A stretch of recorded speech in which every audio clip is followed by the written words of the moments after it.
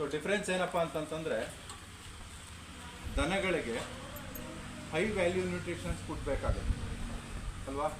ಈ ಎಲ್ಲರ ಮನೇಲೂ ಕುರಿ, ಮೇಕೆ, ಹಸು ಎಲ್ಲ ಇದೆಯಾ? ಇದೆ ಅನ್ಕೊಂತೀವಿ. ಎಲ್ಲರೂ ಒಂದ್ಸರಿ ಕೈ ಐತಿ, ಯಾರ್ಯಾರ ಮನೇಲಿದೆ?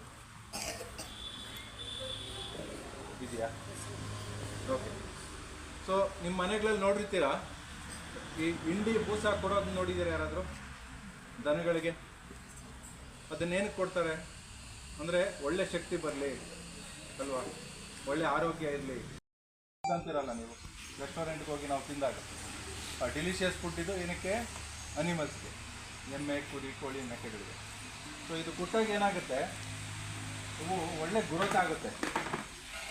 ಮತ್ತು ಹಾಲಿನ ಇಳುವರಿ ಅಂತ ಕೇಳಿದ್ದೀರಾ?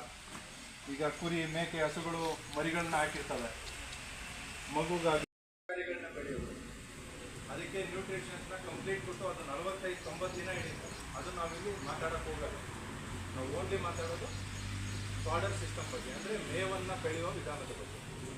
ಸೊ ನಮಗೆ ಯಾಕಿದು ಹೆಚ್ಚು ನ್ಯೂಟ್ರಿಷನ್ಸ್ ವ್ಯಾಲ್ಯೂ ಇರುತ್ತೆ ಅಂತಂತಂದರೆ, ಈ ಟರ್ಮ್ ಆಫ್ 8 ಡೇಸಲ್ಲಿ ನಮಗೆ ಆ ಗಿಡದಲ್ಲಿ ಬೇರಿರುತ್ತೆ, ಕಾಳಿರುತ್ತೆ, ಮತ್ತು ಕಾಂಡ ಹಸಿರಿರುತ್ತೆ, ಎಲ್ಲವೂ ಸೊ ಈ ಒಂದು ಹೈಡ್ರೋಪೋನಿಕ್ ಫಾಡರ್ ಸಿಸ್ಟಮ್ ಅಂತಂದರೆ ನಾವು ಮಣ್ಣನ್ನೇ ಬಳಸೋದಿಲ್ಲ, ವಿತೌಟ್ ಸಾಯಿಲ್.